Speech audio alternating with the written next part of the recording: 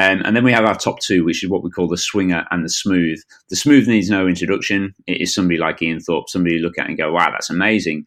But it's really interesting that the majority of the world's best triathletes and open water swimmers swim nothing like that whatsoever. That Triathlon Show 133.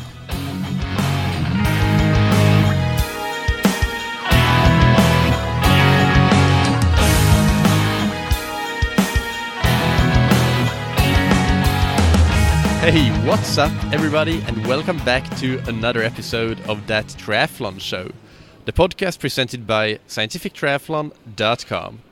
I'm your host Michael, and this is part 2 of my interview with Paul Newsome, founder of Swim Smooth.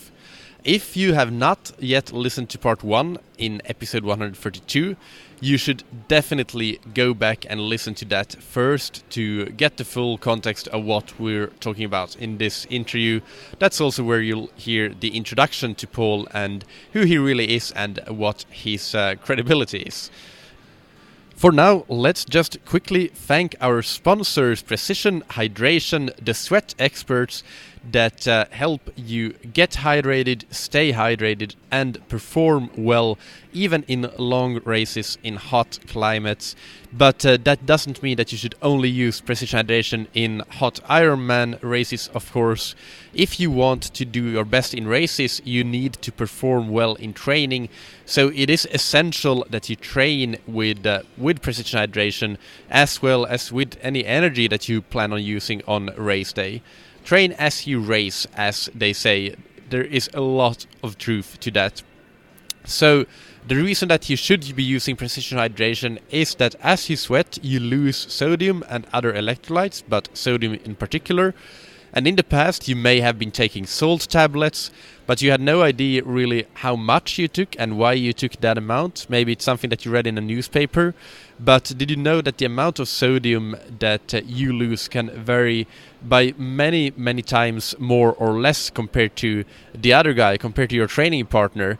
You may be losing 2,000 milligrams of sodium per hour, or per liter of sweat, whereas your training partner loses 500. So you would need 4 times as much sodium.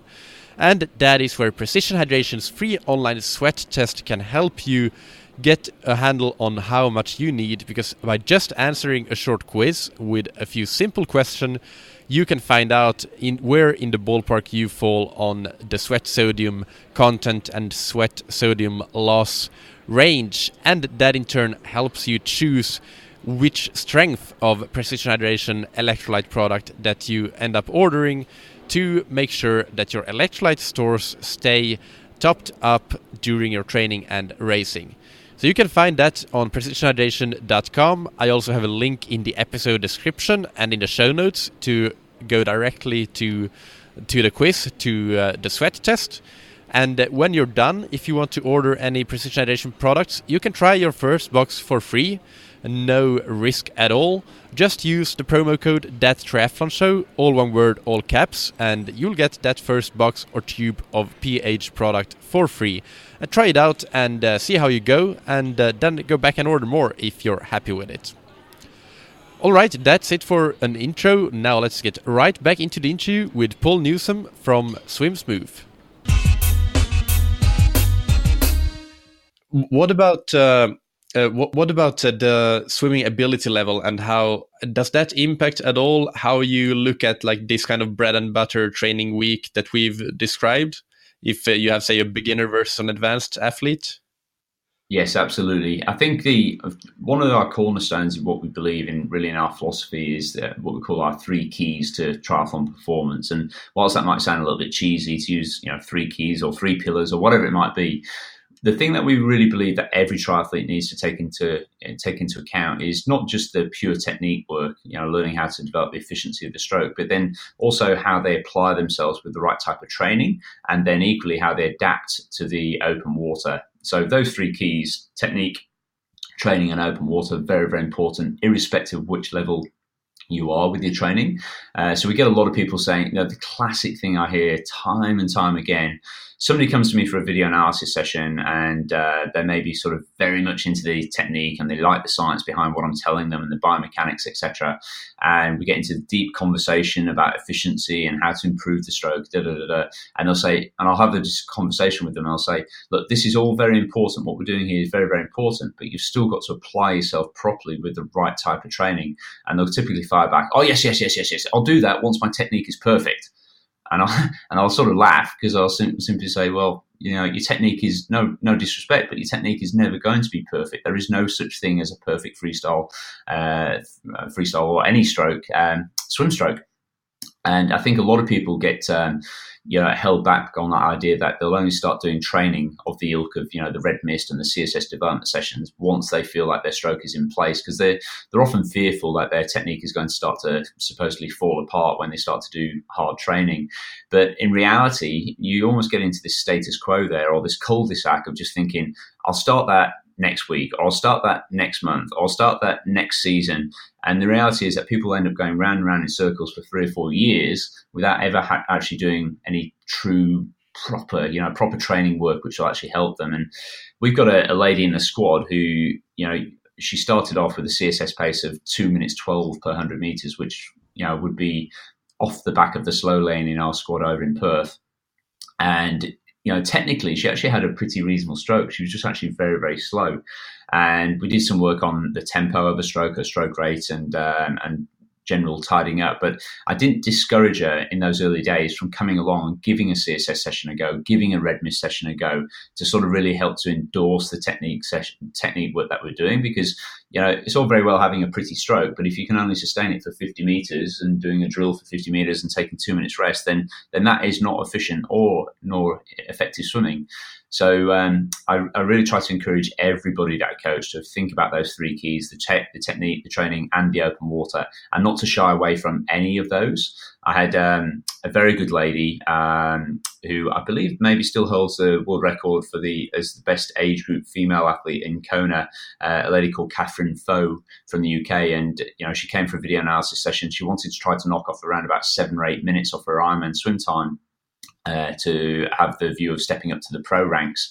And she's a brilliant athlete. And we looked at her stroke technically underneath the water and above the water, and she looked really very, very good. So I said, look, I've got some bad news for you. The technique that you've got at the moment is pretty much where I'd say it should be. And then we had a chat about training. And again, she was following all the advice that I'd actually recommend. And she said, well, how am I going to make this improvement? I said, well, let's talk about open water swimming. How much open water training do you do? How often do you get in the open water? And she says, I do that when I race. I said, there's your problem. It's like training in the open water. I've been here over in Mallorca for the last week, and I'm racing every single day. And that race experience, that ability to draft better, to position yourself in the field, maybe it's a bit bold of me to say it might be worth 7 or 8 minutes over an Ironman swim, but it's definitely going to be worth 3 or 4 minutes in that capacity. And so I said to Catherine, you tick the boxes for our technique and for our training, but it's the open water area that we need to focus on. So I think when you think of it, things like that, if you thought, right, I'd like to make a 6-minute improvement over an iron distance, think about where not where you can try and get 6 minutes from technique, but maybe 2 minutes from technique, 2 minutes from the type of training, and 2 minutes from the type of open water adaptation you've got, and then you'll definitely be making some really good inroads with your swimming.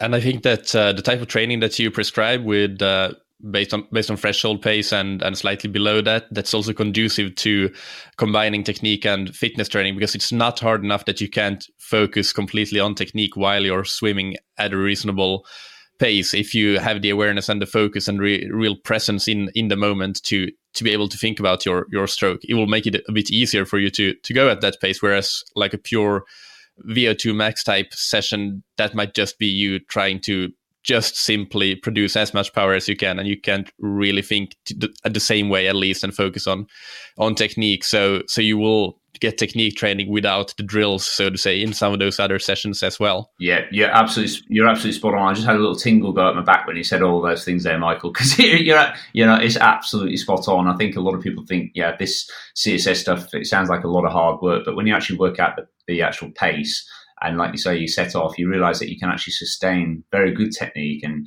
you can develop things like good pacing when you've got it right. And it becomes you just feel like you're in this zone where you truly are making a really important impact with your swimming. And let's segue into that open water discussion a bit more. How often do you recommend for the busy age grouper to get in the open water? Of course, a lot of this is going to be dependent on about where you're situated. Northern hemisphere versus southern hemisphere. Where I'm in Perth, we can swim year round in the open water, so I encourage my athletes to do that. Up in the northern hemisphere, some people are going to have where you are currently, Michael, up in Finland, where I enjoyed Christmas with my kids up there this last year. Beautiful part of the world. Obviously, most of your lakes, I would imagine, are going to be frozen for a good period of time. So, getting out there in the open water is obviously going to be geographically, that's going to be the limiting factor there. But, once it comes to the race season, definitely once per week. And, even if you don't have the access to pure open water, what I like to do one session per week with my squad is we'll actually do like some open water specific training in the pool. So we might take out the lane ropes, we might put in some buoys or buoys, turning buoys. We might get everybody clustered up into a group and try to actually sort of swim around each other, try to simulate that feeling of being touched and knocked and bumped around, etc. So that there are ways and means of doing that. And I think back in the early days, somebody was saying this to me just the other day, actually leading into this Mallorca Best Fest. They said, I like swimming in the open water, but it's so easy just to drift off and not. You get out, you don't know how far you swim, you don't know how fast you swim, you just haven't got any information about it. So, welcome to 2018. You can, now have things like the Garmin's are fantastic. We have a little product called the Marlin, which is a GPS unit which actually talks to you whilst you're swimming. So you can actually do really structured training now in the open water. Prior to us having this Marlin out, what I'd do is I'd actually, if I wanted to do, let's say, 400 meters in 5 minutes 20, I'd actually set a tempo trainer on one ear to beep every 5 minutes 20, and the Garmin to beep every time I've gone through 400 meters, and I just swim in a line until both of them hopefully go at the same time, and you start to get a lot more structured in that capacity, and that's made open water swim training a lot more enjoyable. And it can sort of, in the past, I think I'd be thinking, for example, myself and Andy Blow, years and years ago, I think it was 96 prior to the National Junior Championships in the UK, we went and did all this pure open water training in North Wales leading into the National Championships, and then got to the race, and neither of us actually swam that well. I think one of the reasons was we'd been doing all this specific swimming in the open water, but maybe not at an intensity which was high enough. We hadn't done enough structured work in the open water, whereas these days it's very, very easy to do that. And so because of that, I obviously encourage people to do as much open water swimming as they possibly can, really. Yeah, that's a very good tip about using the Garmin beeps, the alerts, and the tempo trainer combined to get a lot of structure in. I haven't actually thought about that. I used the Garmin, but then it gets a bit difficult when you have you can have multiple alerts, but it gets confusing. You don't know which one is working first, etc. So adding the tempo trainer there, that makes a lot of sense. Totally. And I think the thing with the tempo trainer itself is that's a good way of doing it. But the little Marlin thing that we've got actually talks to me every time we go through 100 meters. It tells me what my last pace was. So rather than actually retrospectively looking back at what pace I've done, this will actually tell me exactly what I've done when I'm doing it, which is a really good way of doing that. Okay, I'll look it up and definitely link to that as well in the show notes. Let's start wrapping up this segment with the training structure. We alluded to them already, I think, but can you just quickly summarize what you think the main mistakes that triathletes make in the structure of their swim training? I think two things really. No progress. So somebody often tells me, they're plateauing off with their swimming. I'll say, well, what times are you holding? And they'll go, well, I think it's about this. I said, well, then you don't really know if you've plateaued. If you can't give me an accurate answer, then you don't know if you've plateaued enough or not. So one of the nice things about knowing where your CSS pace is and using a simple thing like the tempo trainer. Tempo trainer is accurate to 1/100th of a second. So on a week-to-week basis, as you start to improve, you can just make very, very fine adjustments of, as small as 1/100th of a second, but typically somewhere in the region of 0.1 to 0.15 of a second improvement per week. And that's such a small amount of progression that you don't really realize it and think about it on a week-to-week basis. But over 10 to 12 weeks, you've made a good chunk of improvement to your CSS.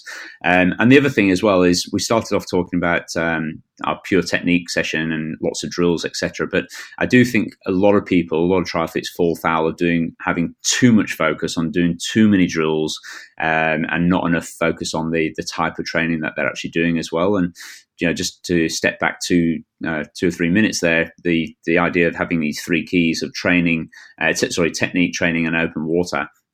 If you can always think about that within your head, you should start to develop a really nicely balanced swim training program.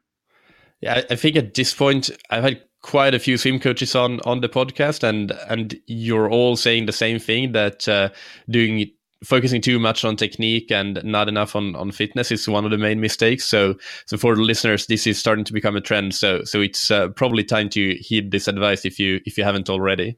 Just to continue this a little bit, if you can quickly summarize a couple of next important steps for the listeners who want to implement this sort of structure that we've been talking about, what would the most important next steps be for them?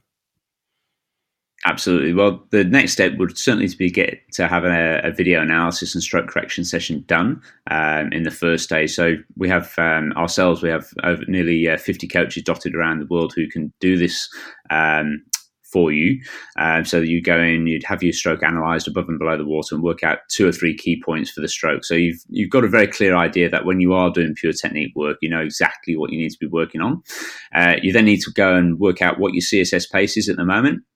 And even though we often get a lot of feedback, people do the CSS test and say, I think this is wrong. I think I can hold faster than that. I'll still say to them, just take that data that you've got, go and do something like the Goldilocks session. If you get all the way through the Goldilocks set, then you know that that the pace is correct. Or if it was too easy, then you just adjust it up or down accordingly. So that would be the next thing, is to work out the CSS pace, implement appropriate training program. Like I mentioned before, if you're swimming 2 or 3 times per week, then a bit of technique endurance, a bit of red mist, and a bit of CSS development would be great. And then finally, to just make sure that you're training regularly in the open water and that you're doing it in a structured manner. So you're not just going in for I think I'll just jump in and see how I feel for 20 minutes or what have you. You actually go in there with a purpose. You think about even incorporating some intervals into the open water and do some really structured work. And that'd be a really good next step for somebody to take, for sure. Perfect.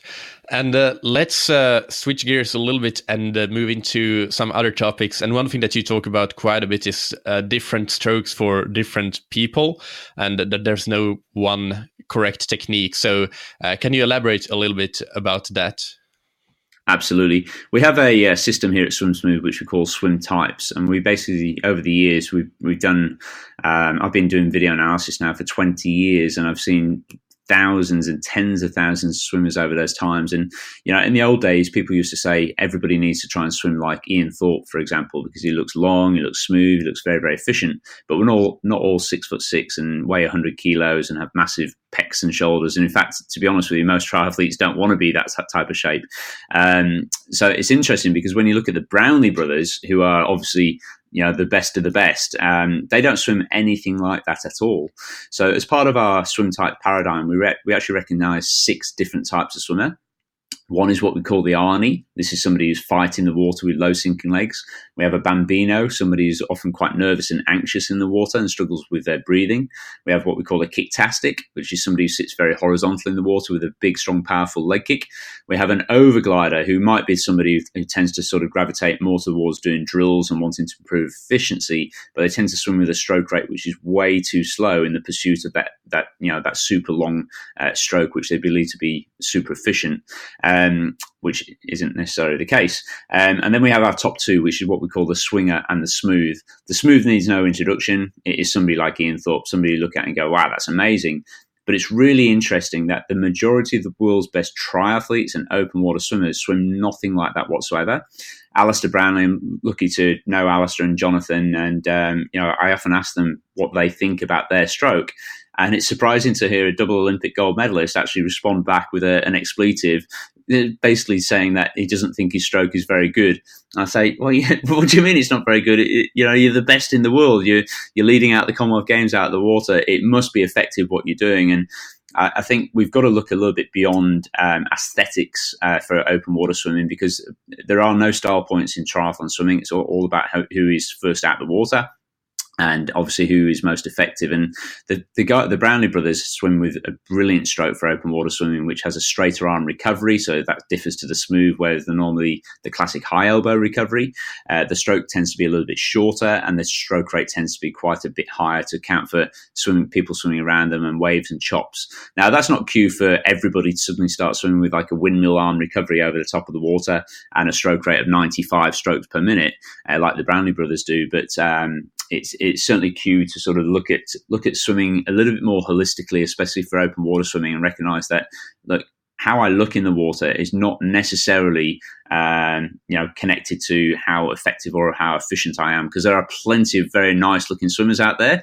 who are still swimming slower than 2 minutes per 100 meters, and that's a real shame, because those swimmers think of themselves as being efficient, but they're coming out of the water in times which just don't do the justice for the amount of training and technique work that they're actually doing in their programs. So, yeah, that's definitely a little bit on the different swimming styles that make a difference for somebody swimming, for sure. And is a swimming style, is that something that you have, or is it something that can somebody who currently tries to swim with a smooth swim style but is more of an overglider, can they be actually doing themselves a disfavor, and they would actually be more benefit more from having a more of a swinger stroke style? Or is it more something that you want to try to develop your strengths, what you're already doing? How do you look at that? I think the latter point is very, very key, is develop your strength. So we've just run this 3-day coaches course over here in Mallorca, and two of the athletes funny enough, we actually just ran a blog literally yesterday, and it's called Different Strokes for Different Folks. And one of the coaches is 198 centimeters, absolutely massive guy. And you look at him and you think, oh, this guy's got the most perfect physique especially for pure pool swimming. Another guy on the course who's 172 centimeters. And the interesting thing, they end up doing the CSS test, and they're both exactly the same speed.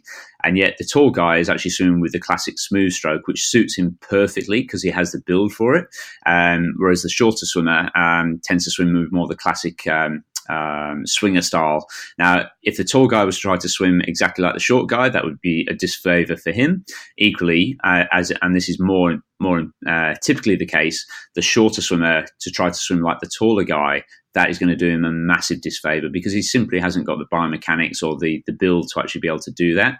I was just talking to somebody yesterday that she read the blog that we put out yesterday down here at the Best Fest. She doesn't know who I am. She came up, sought me out, and she's almost in tears, saying, "Oh, I can't believe it." I've always thought that I can't swim with that really long stroke. And I looked at her, and she's about 5'0", so 150 odd centimeters or what have you.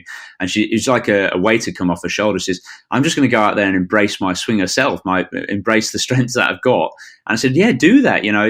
These conditions today are quite choppy. That style is going to suit the conditions. It's certainly going to suit your body type and build. So go out there and embrace it." And I think the take-home point for the taller swimmers out there, the smooths of the world, if you like, is don't change what you've got there, but certainly know how to adapt your stroke to the open water. So when somebody does have that very, very smooth looking, elegant freestyle swim stroke, and they are truly swimming smooth, they're not overgliding.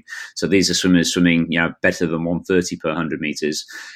When you've got a swimmer like that, it's about then sort of teaching them the skills of open water swimming, like what does it feel like to swim in close confines to other swimmers, take advantage of that 38%, up to 38% benefit of drafting, and sort of embrace a little bit of what swingers do well in the water without obviously actually changing your stroke fundamentally or changing your strengths fundamentally to become necessarily a pure swinger, because that's probably not going to fit your body type and build either in the reverse way. Yeah, and I think what you mentioned there in passing about they're truly swimming smooth and not overgliding, that's something that is key to point out, because if somebody has that kind of tendency, you you don't want to have dead spots and do a glide in front of your stroke. So that again, especially not in the open water. Yeah, sure. So definitely this is something that we'll also link to in the show notes, and your book, by the way, The Swim Smooth, I think it's a brilliant book, and it goes into these archetypes in great detail. So that's something I would highly recommend anybody go and get. Thank you very much. Next topic that I want to talk about a bit is stroke rate. This is an article that I reference a lot to the athletes that I coach, the stroke rate development article that you have and the chart that you have on your website. So can you talk a little bit about how your speed kind of determines your stroke rate within a certain range? Absolutely. So I think it's important to recognize that as much as we can spout off different stroke rates. So for example, Ian Thorpe used to swim with a stroke rate of 76. 76 for most swimmers is actually really quite quick.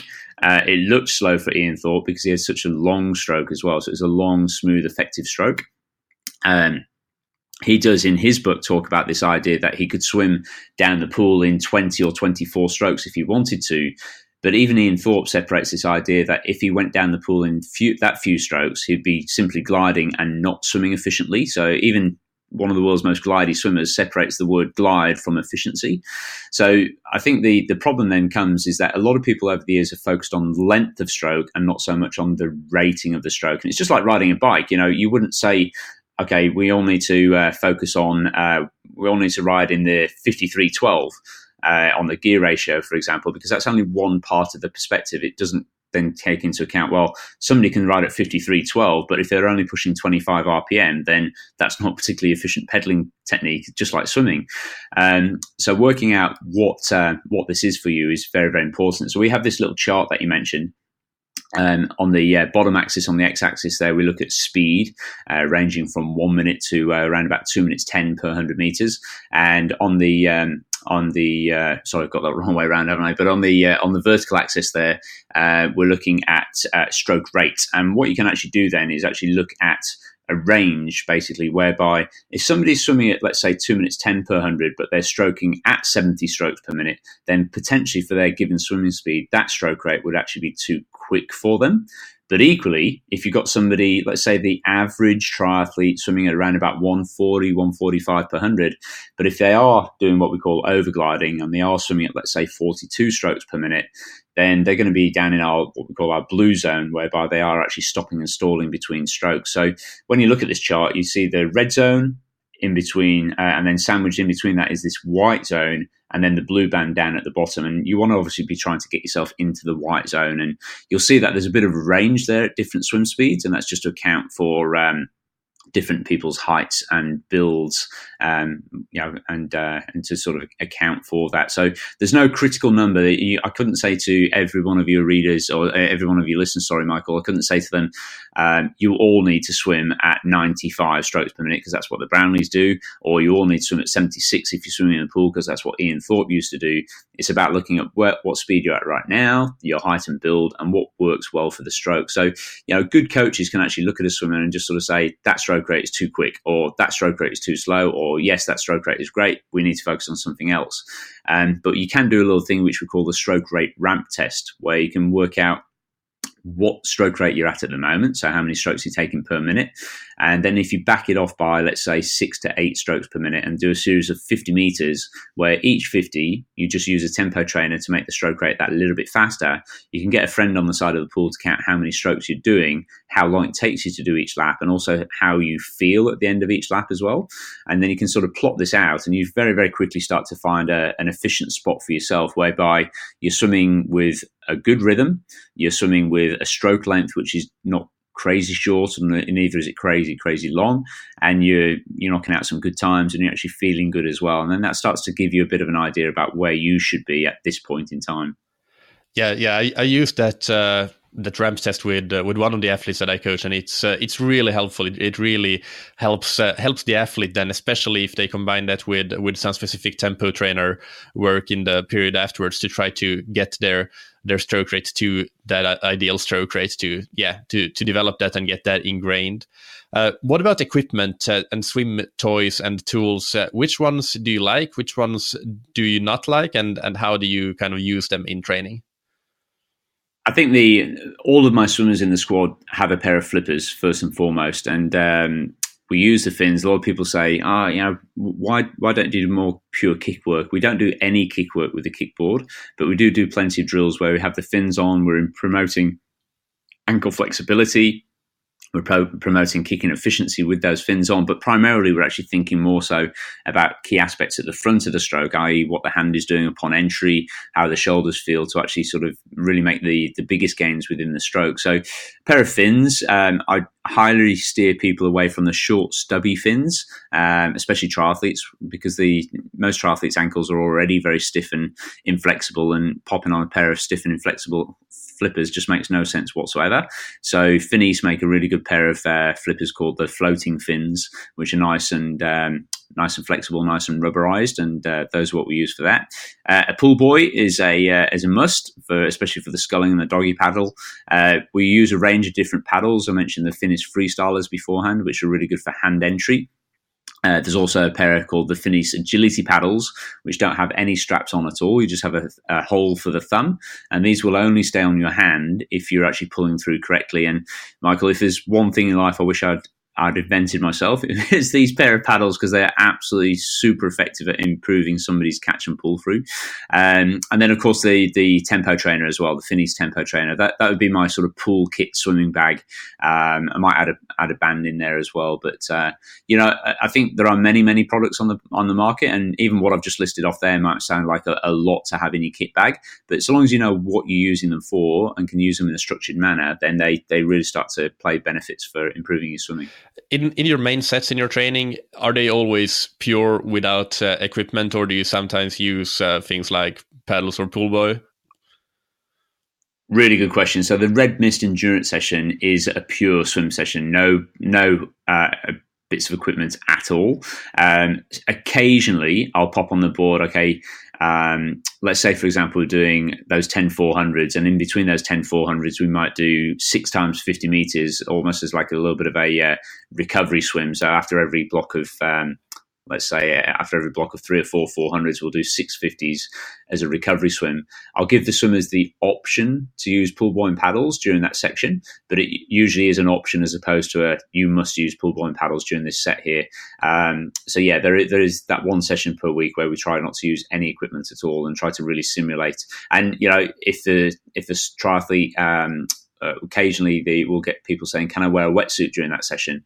The water temperature is 28, 29 degrees where we swim. So sometimes you can almost be like boiling the bag rice. But a lot of triathletes will come down and wear the wetsuit during that session as well, at least for the first part, just to give them a sense of what it feels like to be utilizing that. So you mentioned there the Red Mist, but what about the other, not talking about like the warm-up parts or build parts even, but just the pure main sets? Is that something that you... Sorry. Okay, yes. So I try to steer people all the athletes away from using equipment during the main sets, especially on a CSS development session, or even during the technique endurance session when we're just doing the endurance part of it. I'll tend to steer them away from using piece of equipment because again, we're just trying to simulate what it's going to feel like to swim without that equipment. Occasionally we're building a bit of pull buoy and paddles, like I mentioned in the Red Mist endurance session, but 9 times out of 10, I'm saying please swim this bit of a set without that. And the crafty swimmer will typically reach out and grab a pull buoy, and they'll tell me, I'm using this pull buoy because I'm trying to improve my strength. But as I mentioned earlier on, strength, I said the word strength endurance in inverted commas. Swimming is not really limited by strength. If you think about how many revolutions of the arms you do over an hour, the actual relative force that goes through the arm when you're actually swimming is very, very low indeed. So usually the reason somebody's reaching out for a pull buoy is simply because they know that it lifts the bum and legs higher and actually gives them back an extra 5 or 6 seconds per 100 meters. So I'd prefer for that swimmer to sort of deal with that drop off in pace, just the way they would have to do in an open water race or a triathlon, and they should just manage the pacing and manage their stroke technique whilst they're under a bit of pressure. Yeah, if it was about strength, I don't think there would be so many 13-year-old girls swimming twice the speed of 30-year-old men. That's exactly right. I was swimming with one of those girls yesterday, actually, and I was just thinking, how the heck is she moving so quickly? Like she was unbelievably good. Was this girl in this race that I did yesterday, an Ironman swim over here? And you're absolutely right. She certainly wasn't big and strong or anything like that, but she was an incredible swimmer for sure. So, final question before we go into the rapid fire questions to finish off this interview. What's your take on strength training? You mentioned that there might not be time for it, but if there is time for it, is that something that you would recommend doing? And if so, how would you incorporate it to complement swim training? Again, it's a good question, and I fall back a little bit just on my previous statement there about how swimming itself is not limited by strength itself. So the idea of going into the gym and getting big and strong, etc., is not necessarily a requisite for good freestyle swimming. But I do get my athletes spend plenty of time with things like TheraBands and foam rollers and stuff to promote range of movement and flexibility, which I guess you could sort of say is strength or core conditioning, let's call it. And you might not have time to go to the gym, but it's certainly something you can do whilst you're watching the TV at the end of the day, and you're just having a little bit of a wind down, utilizing foam rollers and tennis balls and stuff to loosen out knots, etc. is quite a good thing to do. So I generally stay away from pure strength training. If I do get somebody to go into the gym, I'll be getting them to think about, okay, look, what exercise most simulates swimming. And a lot of people go, I need to build up my chest and build up my shoulders. They'll go and do bench pressing and pec deck and shoulder presses and stuff like that. Whereas in actual fact, you need to really be doing the reverse of that. So if you are going to go into the gym, things like seated upright rowing, lat pull downs, anything that's actually going to draw your shoulder blades together and back to actually prevent that sort of hunched over, rounded posture is actually going to be time well spent in the gym, mainly as like prehab as opposed to necessarily building pure strength, as it were. Okay, got it. So let's finally move into the rapid fire questions and take just one sentence, 15 seconds or less to answer these. Starting with, what's your favorite book, blog, or resource related to triathlon or swimming? It's got to be this one, Michael. I've been listening in for. It's been great that you've actually put so many of my old colleagues and friends up on here recently. So I really do like listening to what you're putting out there. I think you're doing a great job there. I also really like, if I can use one other, I do like the Rich Roll podcast as well. I've been listening to that and actually just currently reading his book at the moment, doing ultra distance races, and obviously he did the Untitled last year as well. So gaining a little bit of inspiration from that. What's your favorite piece of gear or equipment? My Marlin GPS unit. So I've been using that plenty of times this week here in Mallorca, and that's helped keep me on track and give me pace feedback as well when I'm swimming. And what's a personal habit that's helped you achieve success? Routine. We mentioned consistency earlier on. When I've got a routine established and having a goal primarily, I just feel like I'm in such a better place and become much more efficient. You think, sometimes you think I'm so busy, can't fit everything in. But once you've got a bit of a routine established, it makes a huge difference. And having a goal is the thing that drives that routine forwards. And speaking of that, do you have a goal with Andy for your Ötillö participation? Oh, I could tell you, but then I'd have to. For me, Andy is in much better shape. He's kept much better fitness than I have, especially on the running over the years. So the biggest thing for me going into Ötillö is to ensure that I stay as injury free as possible on the running sections. I'm very happy with where my swimming is at right now, especially after this big boost of a week here in Mallorca. But I know Andy's finished in the top 10 before with his previous partner and also former training partner, Elliot Cholifor. But, I think they finished 8th a few years ago. I don't know. I'd love to get around it, and I'd love to say I really enjoyed the course and just had that sort of camaraderie, shared experience with Andy, because we used to be head-to-head training partners many years ago. So it'd be great to reignite that sort of flame, as it were, whilst we're racing around this course. So yeah, I think we're just going to go and put in the best possible performance. We both got very, very busy lives with our coaching and with his precision hydration. And we've both got very, very young families as well. So I think we're going to go into it thinking, okay, let's make the best of what we've got, what we can do these days. We're both turning 40 that week, or certainly I am. He's a couple of weeks after me. So for me, it's as much about sort of trying to delay the onset of old age as absolutely possible. So it's been great to have a little bit of a goal this year as I do turn 40. Yeah. It's funny because Andy said, if I'm not misremembering, that his goal is to just try to keep up with you and not let you down. so somebody when I heard him say, Yeah, when he said that, I was thinking he's been very generous there. He's been because that certainly won't be the case. Okay, so finally, for where the listeners can find out more about you and SwimSmooth and everything you got going on, that is swimsmooth.com on the internet and your SwimSmooth on most social media, I guess. Is there anything else that you want to mention or something you want to plug before? Yeah, no, that's correct. Yeah, and your listeners might be interested to know that we're actually running a really fabulous prize at the moment on swimsmooth.com, and that's the ability to we're offering a all expenses holiday to over to Perth to come actually train with me, to train with the squad, to go through exactly what I've been talking to you about on the podcast today, to have a one-to-one video analysis session as well. So all they need to go is go to swimsmooth.com, and we link off to all our other resources from there. We do a once weekly training blog, the feelforthewater.com.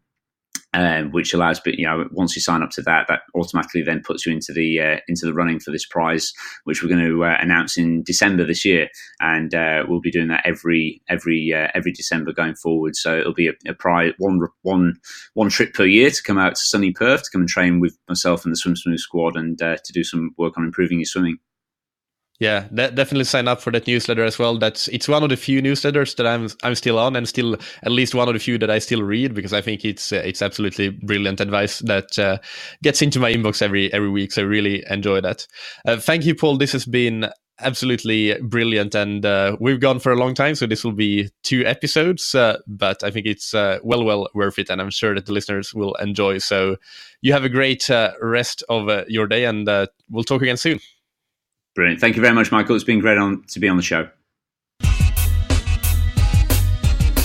So that was quite the juicy of an interview. It was long. It was 2 parts, which I kind of like, really, these really long interviews where we can go in detail. But I'm conscious that it is very difficult to stay to keep a good attention to any content that is longer than, let's say, 45 minutes. So I do not want to post these long interviews in one single episode. I think it's more useful for you, more educational if it's 2 episodes, so that you can really focus in on it and evaluate it, kind of digest the information before listening to the next part. So any feedback on that, of course, just send me an email to michael@scientifictriathlon.com. But for now, this is kind of my thought process for splitting these episodes or these interviews in 2 parts. But my key takeaways from this entire interview, so not just this episode, but the last one as well. First, the weekly structure that Paul mentioned for triathletes in terms of swim training would be 1 technique session, 1 endurance plus technique session, 1 red mist endurance session, which is that infamous 10 times 400, and 1 CSS development session. And also they had the kind of mixed session with a lot of open water, skill building, and other stuff in it. But I think the 4 first ones are the main ones, and if you can only do 2 or 3 of them, then I guess that would be... I think Paul might have mentioned this in the interview, so I hope I'm not saying anything incorrect here, but definitely the CSS development session, and probably the endurance plus technique session would be another one to make, and then maybe alternate between doing a red mist and a technique session. That's this is just me thinking about how to do to choose 3 sessions out of the 4. But as I said, maybe you already heard it in the interview with Paul. Maybe he said it and I just can't remember it, because I'm recording this outro quite a few days after recording the actual interview. So I'll be curious to listen to it again and see what Paul's take on that was. My second key takeaway is different strokes for different folks. You do not always want to look and need to look like smooth pool swimmers, that Mr. Smooth style with a long, seemingly very efficient stroke. As Paul said, most of the world's greatest triathlon swimmers look nothing like that. They are swingers. They have a high stroke rate, very effective for open water and for swimming in a pack, for adapting to very, very variable conditions. So go and check out the articles on SwimSmooth, that's swimsmooth.com, on the different archetypes. That's very useful reading, and I do highly recommend the SwimSmooth book for a more in-depth description of all of these archetypes and what each archetype should work on. So if you do not look like the smooth type, my point is you do not need to. You can work on your strengths and make sure that it's adaptable as well to, or that it's adapted to your body build. If you are short and have short arms, then you're never going to be an Ian Thorpe. You would do much better to be an Alistair Brownlee with a rapid stroke rate. The final key takeaway is focus on progression rather than periodization. This is, I'm quite happy that this theme has come up quite recently several times from different coaches, because there is, I think this is definitely something that we need to discuss more about. And I do agree with this for sure. And trying to make too intricate periodization patterns is not in itself going to make your training any more effective than just following a pattern and just progressing through that, like making the sessions more and more challenging. But even so, you may still be doing a CSS development session throughout the year. So that was my final key takeaway. And again, those three main ones were the weekly structure, the different strokes for different folks, and the progression rather than periodization. As usual, you can find the show notes for this episode on thattriathlonshow.com. You can leave your comments or questions there, and I've again linked to that webpage where I have all of my swim categorized interviews and podcast episodes, even some blog posts, I believe, from back in the day when I still did some blogs. So that is definitely a page that I recommend you check out. You can click the link in the episode description below to go and have a look at that and see what other coaches are saying about some of these topics that we've discussed here today with Paul. One thing that I don't think I mentioned in the intro, but yes, I am still at the airport, if you heard any background noise in my intro and outro today, and that will be the case for episode 134 as well.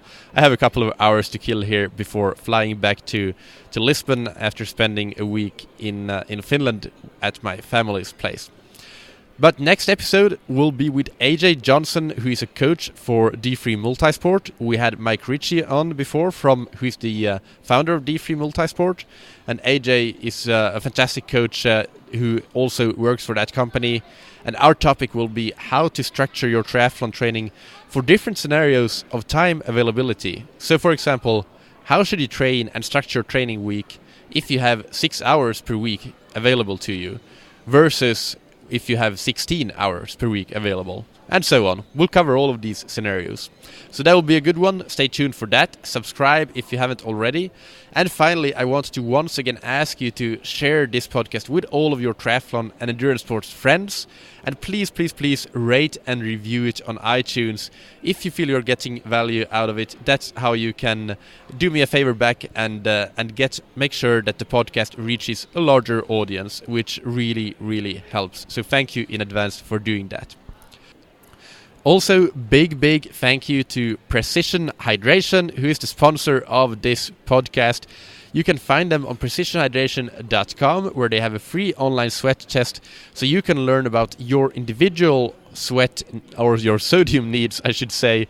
I don't know, maybe they will put up your sweat needs at some point, but for now, your sodium needs will do. But that's their product anyway, so you can get sodium products that suit your individual sodium loss rate in your sweat, which is what makes Precision Hydration unique. You do not need to just fumble in the dark and take a random number of salt tablets from your cupboard when you go to your next race. You can actually have a clue what you're doing with the help of Precision Hydration and their resources, their sweat test, and their products, and make sure that you get exactly what you need, no less, no more, which will help you perform well, stave off cramps, but also not take too much salt, which could potentially cause other issues on going too far to the extreme in the other direction. So if you haven't already tried Precision Hydration, do that by using the promo code ThatTriathlonShow, all one word, all caps, which will give you your first box for free on precisionhydration.com. Congrats, by the way, to Ben Canute, Precision Hydration athlete, who won the Escape from Alcatraz triathlon just a couple of days ago by the time of this recording. Thank you, as always, for listening. Keep training smart and keep loving triathlon.